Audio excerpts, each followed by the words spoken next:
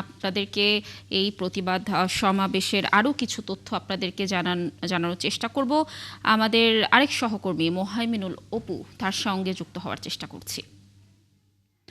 অপু, আপনি এখন কোথায় রয়েছেন, সেখানকার পরিস্থিতি কেমন দেখছেন, জানাবেন আমাদেরকে সর্বশেষ অবস্থা।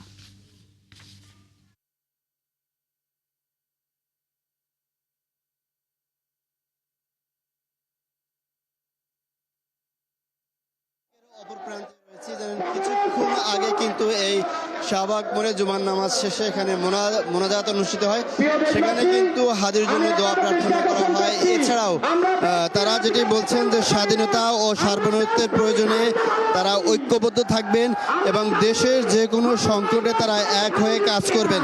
শাহবাগ মোড়ে কিন্তু এখানে বিভিন্ন শ্রেণী পেশার মানুষ তারা মোনাজাত শেষে কিন্তু এ কথা বলেন।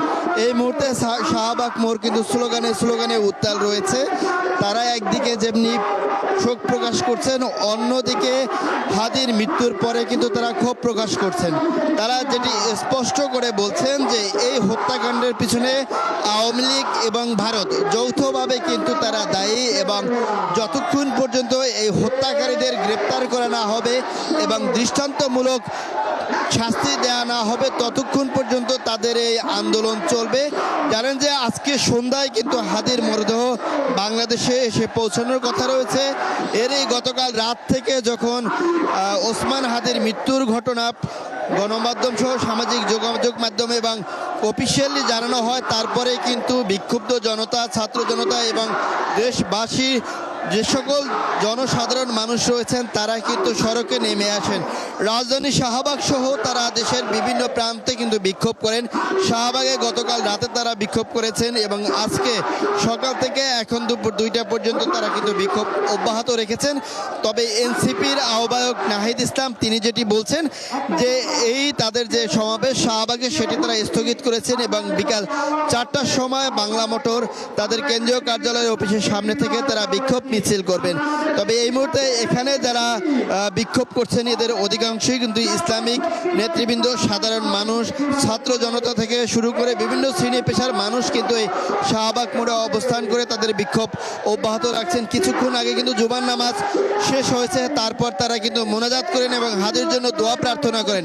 এরপরে তারা শপথ পাঠ করেন এবং সবাই কিন্তু তখন এই শপথ বাক্যে বলা হয় যে তারা দেশের স্বাধীনতা এবং সার্বভৌমত্বের উপর কোনো ধরনের আঘাত আসলে দলমত নির্বিশেষে তারা সবাই ঐক্যবদ্ধভাবে তারা সেটি মোকাবেলা করবেন এবং বাংলাদেশে ভারতীয় যে সকল প্রতিষ্ঠানগুলো আছে সেগুলো কিন্তু তারা তীব্র প্রতিরোধ গড়ে তুলবেন এমন কিন্তু হুঁশিয়ারি দিয়েছেন। পরবর্তীতে আর কোনো হত্যাকাণ্ড যাতে না ঘটে সে বিষয়ে সরকারকে সজাগ থাকার আহ্বান জানিয়েছেন এবং এ সকল নেতৃবৃন্দকে নিরাপত্তার বিষয়টাও তুলে ধরছেন। এই মুহূর্তে শাহবাগ মোড়ে সকল শ্রেণী পেশার মানুষ অবস্থান করে তারা বিক্ষোভ করছেন, নানা স্লোগানে মুখরিত করে রাখছেন। তারা যেটি দাবি করে বলছেন যে এই সরকার মানুষের জানমাল নিরাপত্তায় ব্যর্থ রয়েছেন, সেহেতু তাদের পদত্যাগ করা উচিত, এমনটি কিন্তু কেউ কেউ বলছেন। এছাড়াও কিন্তু অন্যান্য স্বরাষ্ট্র উপদেষ্টার তারা পদত্যাগ দাবি করছেন এবং বিকাল 4টা নাগাদ এখানে যারা রয়েছেন তারাই বাংলা মোটরে যাবেন এবং সেখান থেকে কিন্তু বিক্ষোভ মিছিল করার কথা রয়েছে। সেখানে এনসিপির যে সিনিয়র নেতৃবৃন্দ নাহিদ ইসলাম, হাসনাত আবদুল্লাহ, সার্জিস আলম থেকে অন্যান্য যারা রয়েছেন তারা এই মিছিলে অংশগ্রহণ করবেন।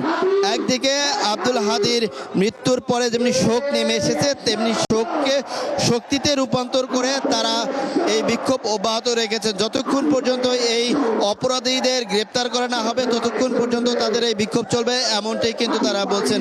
জানেন যে গত শুক্রবার ঠিক এই সময়ে অর্থাৎ 2:20 সময় হাদির উপর কিন্তু গুলি বর্ষণ করা হয় কাজ থেকে রিক্সা যাওয়ার পথে। তারপর গুলিবিদ্ধ হলে কিন্তু তাকে ঢাকা মেডিকেলে নিয়ে যাওয়া হয়, এরপরে তাকে এবারকার হাসপাতালে নিয়ে যাওয়া হয় এবং সর্বশেষ উন্নত চিকিৎসার জন্য তাকে কিন্তু সিঙ্গাপুরে নিয়ে যাওয়া হয় এবং গতকাল রাত 10টার দিকে তিনি মৃত্যুবরণ করেন। তারপর থেকেই এই সাধারণ মানুষ জনতা রাজপথে নেমেছে, তারা তাদের বিক্ষোভ কর্মসূচি পালন করে যাচ্ছেন। তো রাজধানী শাহবাগ থেকে এই ছিল সবশেষ খবর।